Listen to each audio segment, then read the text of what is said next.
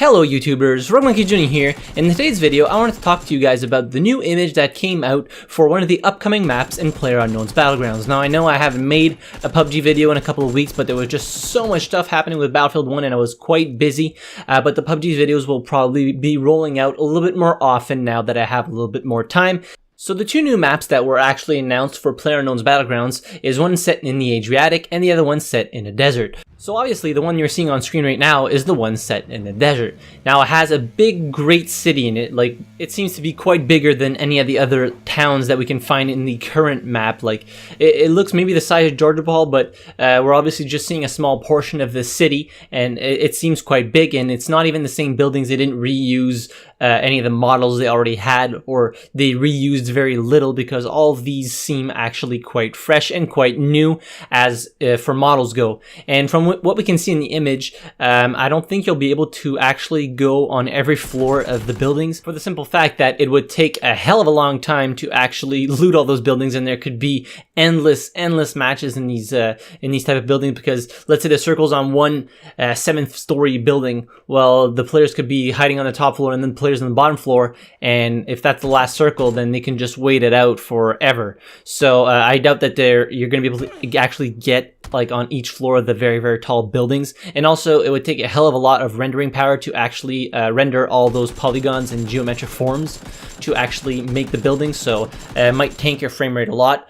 But you can actually see that there are stairwells on the side of the buildings that may allow you to get on the roof. So it's very possible that you'll be able to actually go on the roof and maybe get a nice little sniper spot. But again, it is the desert, so there's not much covering you from the roof, and it might be a little bit risky to go up there. Now, talking a little bit more about this map, it is the smaller one of the 3 maps that is coming out. So it's 4 by 4 kilometers. It is literally a quarter of the size of the map we have right now, because the map we have right now is 8 by 8 kilometers, which is just absolutely huge. And this one, being 4 by 4, is relatively smaller than what we have right now. So it's going to be interesting to see, especially in the beginning of the game, how many people are going to die, because you're obviously going to be parachuting a lot closer to potential enemies and get into a lot more gunfire, or gunfights for that matter, in the beginning of the game, because there's just going to be so many people in the same small area of the map. So that's pretty much all I wanted to talk about in today's video. Just give a little update on something that just came out as for PUBG news.